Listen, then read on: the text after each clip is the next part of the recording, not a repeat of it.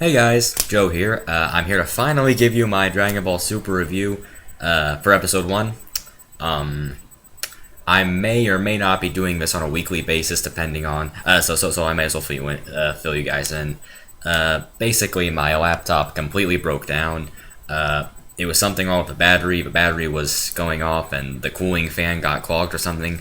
And me and my dad tried fixing it. We failed miserably, and now it won't even turn on. And right now I'm using. I have to use my sister's laptop to record this video, but seeing as how this is one of a few times where she isn't busy enough to let me have it, I can't guarantee that I will try my best to give you guys weekly reviews of Super. I especially want to review the episode 2 when it comes out, but I can't promise anything. And I also have other videos planned too. I originally had an E3 video planned, but then I figured there was a lot too much to talk about in one video, and so I might just talk about individual games and individual videos, like my thoughts on everything we know about, say, Star Fox Zero, Zelda for Wii U. I believe there was a new Paper Mario announced, if I remember correctly, so I might talk about that. Kingdom Hearts 3, which the trailer for Kingdom Hearts 3 really got me hyped, so I do have plans to talk about that in a future video. And I also plan on doing, since I'm trying to I'm trying to slowly shift away from Dragon Ball Z stuff. I mean, of course, I'll still be talking about Dragon Ball, but I want to talk about other stuff too, like other anime. So I might be doing another Yu Yu Hakusho video, specifically about Kuwabara. Like, is Kuwabara lame or underrated? I have a lot of stuff planned, but I can't guarantee that even one of the videos that I'm talking about is going to be released anytime soon. Seeing as how I'm, been real busy lately with a lot of shit going on in my real life, looking for jobs, SAT prep, and yeah, there's a lot of stuff, and tennis and a lot of stuff to worry about. So, yeah. But the important thing is, I'm here with you guys right now. Let's enjoy this moment we have together. Let's talk about Dragon Ball Super. Okay, first off, the intro was awesome. I love it. I love that theme. Love it. Great theme. Great intro. I love the neat callback to Dragon Ball. The Dragon Ball intro. The Find My Dragon Balls. You guys remember that intro? The opening animation was very similar to that intro's opening animation too, and I thought that was really that was a really cool callback. It sort of signified that we're veering away from the high pack, the high energy, more intense plot of Z, and shifting more towards the lighthearted comedic side of Dragon Ball, which I don't really have a problem with. But yeah, I was really excited. What I really loved about the intro is when Goku did that one stance like this, and he was like, it showed the Super Saiyan God form, which got my hopes up. The red-haired Super Saiyan God form, which got my hopes up, because I really prefer the red-haired Super Saiyan God, which I sort of affectionately nicknamed the Kaioken God, to the blue-haired Super Saiyan God, Super Saiyan, which is a fucking stupid name anyway. But yeah, I hope we'll get to see more of a red-haired Super Saiyan God in this series. I also hope that we get to see more Jocko in this series. Jocko was in that, that really caught my eye. Jocko was in that trailer too, doing that iconic pose of his. So yeah, I really look forward to more of him as the series progresses. Of course, Champa and female Whis and stuff. I look forward to that too. I'm going to, but yeah, enough of that. Let's talk about the episode itself. Okay. The episode as a whole, I thought, first time watching it, I'll admit, I wasn't really impressed. I didn't really like it too much. Although honestly, to be honest, it was probably because there were no subs and I couldn't understand what the hell everyone was saying. But when I watched it English subbed, I found myself, I could tell what was going on. So I found myself actually liking it a lot more. I'm still pretty mixed on it, to be honest. It it seems kind of odd, you know. I didn't feel like the humor just felt kind of, I don't know how do I say it, but humor felt kind of subdued. But stuff about you know, I asked that part about with Mr. Satan at the beginning when he was trying to convince everyone that Majin Buu was his disciple. I guess that was kind of funny, but I don't know. I mean, like, I mean, we've already seen that kind of stuff from Mr. Satan before. You know, trying to act like he's got everything under control. So yeah, the humor wasn't. I mean, I can't off the top of my head think of any really funny moments in this episode. I might have to rewatch it, but yeah. It was more like a slice of life episode than anything else. It was like, and I know this might be a little controversial to say, but it felt like a fanfic episode. It really, I mean, it really did feel like a fanfic episode. But a good fanfic episode. A good fanfic. Okay. I mean that in a. Again, my feelings are mixed. Okay. On the one hand, you know, I want to see more stuff happen. I want to see Champa. I want to see female Whis. I want to see more Beerus and more new characters. I want to see Jocko. I want to see all this stuff happen. I want to see more Piccolo and stuff. You know, obviously, and I want to see what else is there. I want to see more than just the characters having a good time. You know, and you know, I mean that's fine. You know, Goten getting a present for Videl. You know, that's a nice feel good start to the series. But I don't know. I guess after you know, Battle of Gods and stuff, my standards have kind of been raised. And now that I hear that Resurrection F is a really action-packed film, I guess I guess I went in a little too with too high with my expectations too high. But yeah. I like how the episode starts off with Goku explaining how he became a radish farmer. Which, if you guys watched the '08 special, you'd know that he was a radish farmer, and you know, contrary to popular belief, does actually have a job. Thank you, Toriyama. So yeah, it explains that Goku was more or less bullied into it by Chi-Chi. Well, I mean, maybe not bullied, but Chi-Chi told him to go get a job. Go make something of himself, so he decided to become a radish farmer. It seems to be working out quite well for him, if not somewhat boring. But yeah. Oh no! I can't think of one funny part that off the top of my head now. That one scene in the beginning where Goku asks Goten when Goku's is driving a tractor around and Goten flies in, bring him lunch. He's like, Goku's like, Goten, why are you here? Aren't you supposed to be in school? And Goten's like, it's Sunday, Dad. And you know, I mean, you guys might not find that funny. I mean, I sort of chuckled. I sort of had to chuckle at that since it, you know, Goku tends to be a bit clueless. Yeah, but that's just a testament to how clueless he can be sometimes, how humorously clueless he can be. So yeah, that was just that just sort of made me chuckle. But yeah.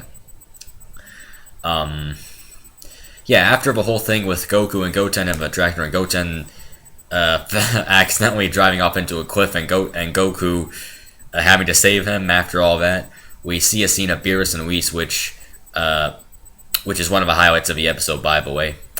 Beerus and Whis on this distant planet, and Beerus is being served food by the planet's king, right?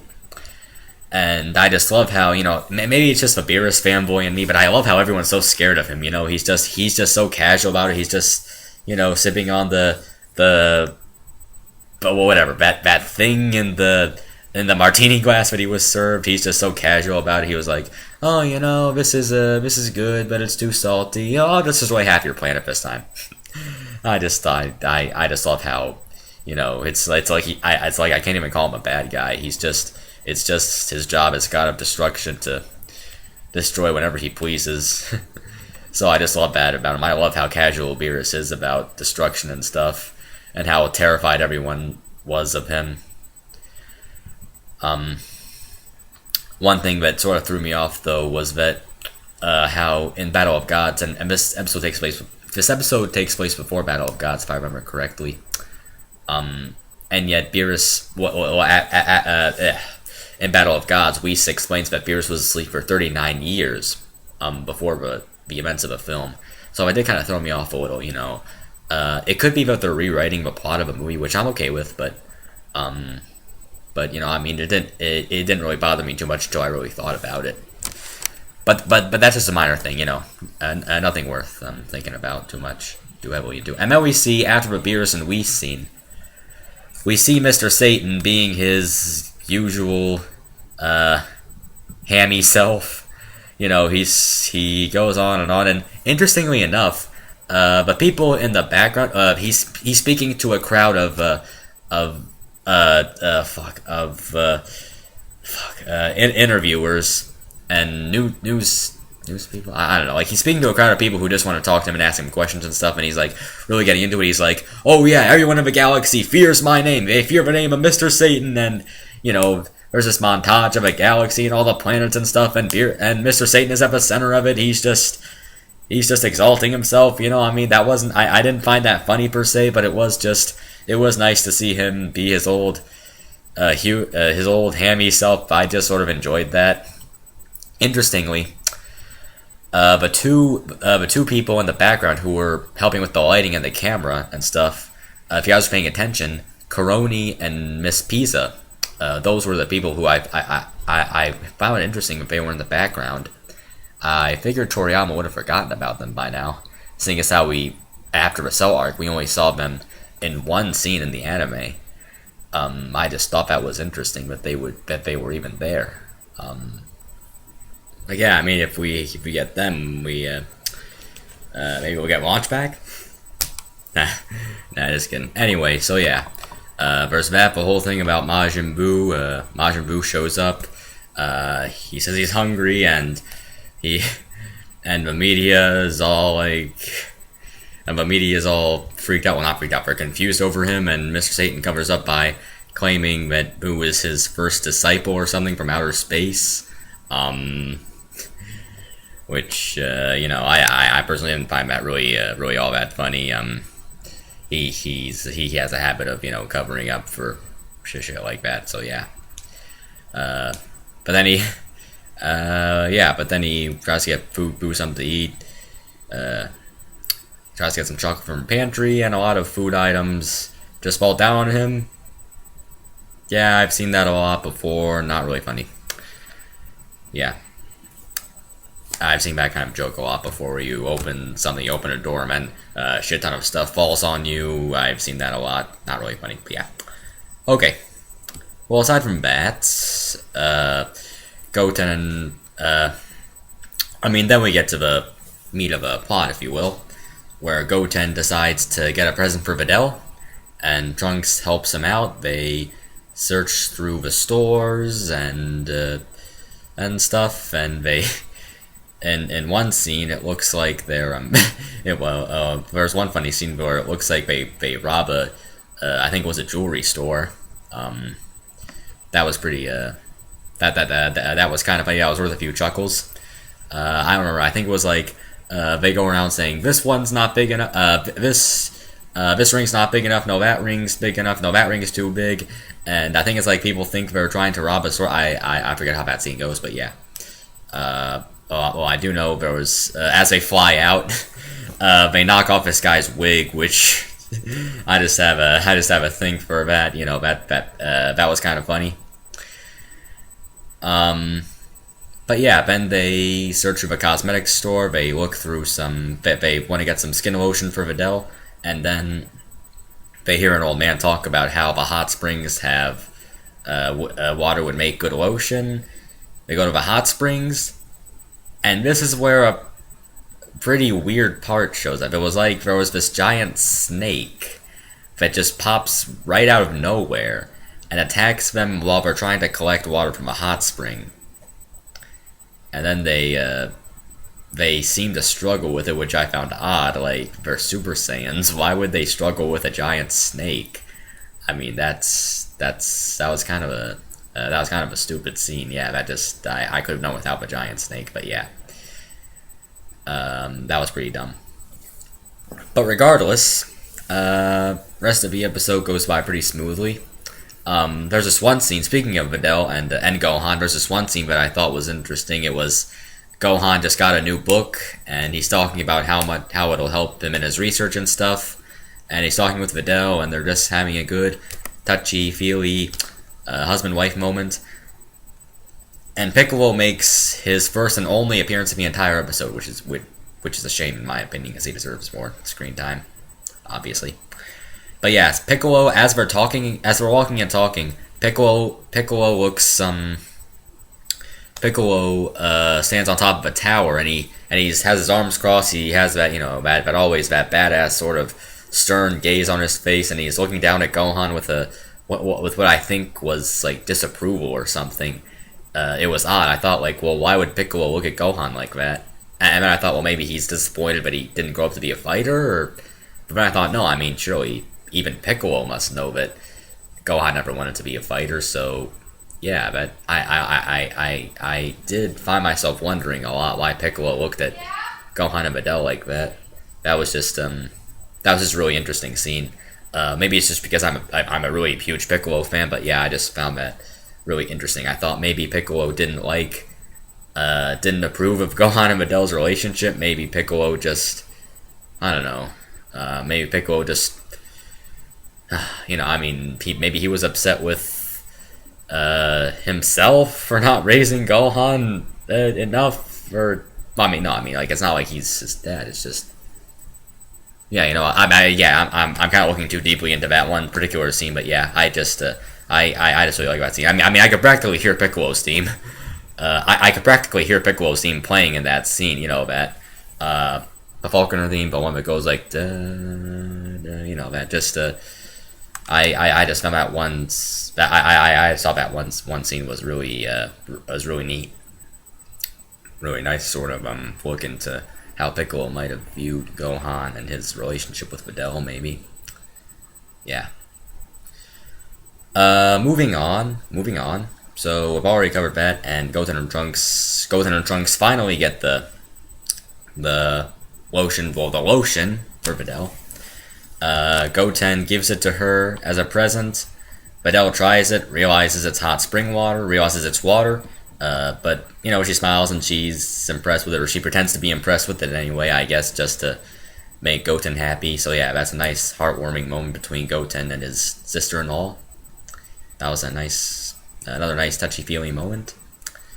But yeah, after that, that whole thing about Goten getting Videl the present, that didn't really hold up in itself as a good story, but it was a nice, it was nice to see these characters be more three-dimensional. It's kind of like this episode reminded me a lot of a filler in the Cell games. Remember the 10 days before the Cell games where everyone's just relaxing and having a good time? They're celebrating Gohan's birthday. Goku's taking Gohan and Chi-Chi out places for just and he's spending time with his friends. This sort of reminded me of that. This episode sort of reminded me of that. There's not much going on in terms of plot, but it did give the characters a more three-dimensional sort of look to them, which I kind of liked. But yeah, after that, probably my favorite part of the entire, easily the highlight of the entire episode. Mr. Satan was awarded a shit ton of money for, saving the Earth, even though he obviously didn't. And then this one ending scene, which I swear to God, no, I've said this before and I'll say it again. If you do not like Mr. Satan after watching this episode, you need to get out of this fanbase. You need to get out of this fanbase. You are not a true Dragon Ball fan if you do not like Mr. Satan after this episode, because he gives all that money to Goku. He recognizes that Goku is the true savior, well, not savior. Goku is the true hero. That he's giving all that money to him because he feels he doesn't deserve it, and all he asks for in exchange is just that no one knows about it. Like, that's just really, I just love that scene so much. It was just really, it really showed how far Hercule had come as a character. I mean, he went from this sideshow gag character in the Cell games who was an egotistical prick to somewhat more caring in the Buu arc when he formed a friendship with Majin Buu. And now he's become, an overall nice guy. He's become a much better character, a much more disciplined character. He's willing to give all that money away, and Goku, of course, and he even offered it to Vegeta first, but he was but the briefs, the only reason he declined was that the briefs were wealthy, and yeah, that was a really cool scene, you know, with Mr. Satan giving all that money. That's just, I could watch that scene over and over again. It was just so good, you know, that was just so good. Yeah, Mr. Satan gave all that money to Goku, and it's because of this that Goku is able to, Goku gives Chi-Chi the money, and it's because of this that Chi-Chi and Goten are okay with him leaving to train with King Kai for a long time. And people were calling Goku a bad father for leaving them to train with King Kai. I don't think he's a bad father because of this, because A, he just gave Chi-Chi and Goten a shit ton of money, and B, he asked Chi-Chi's permission to go first. Like, if he was a bad father, he would have left them long ago to train with King Kai without leaving them anything.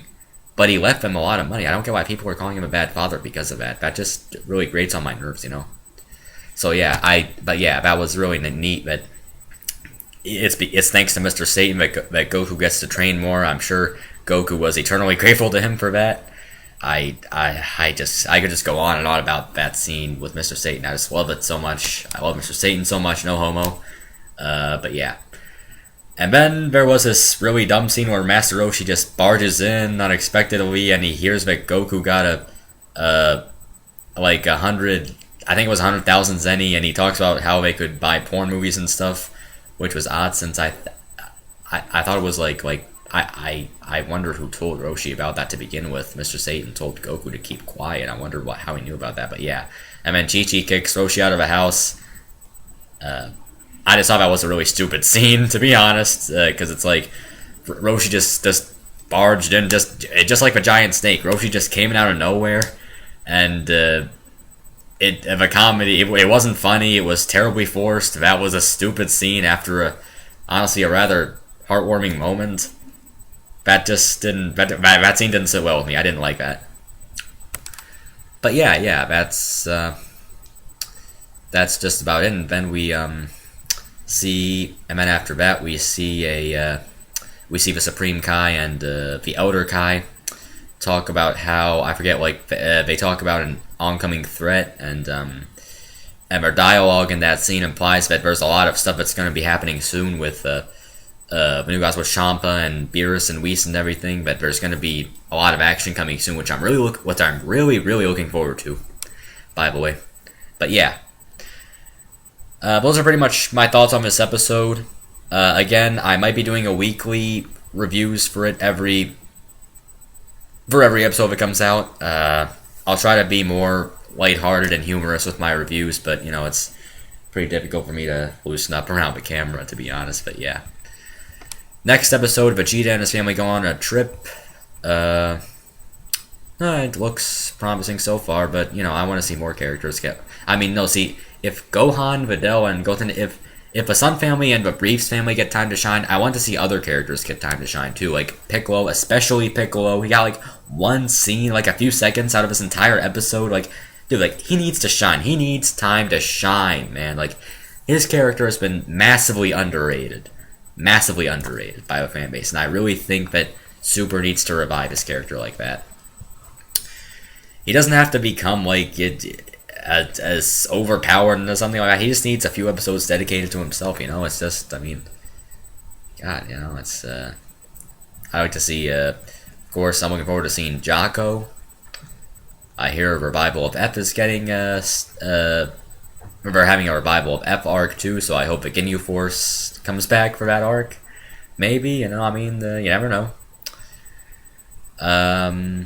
My overall thoughts on this episode, I grant it at least 6.5 out of 10. 7.5 out of 10 at most.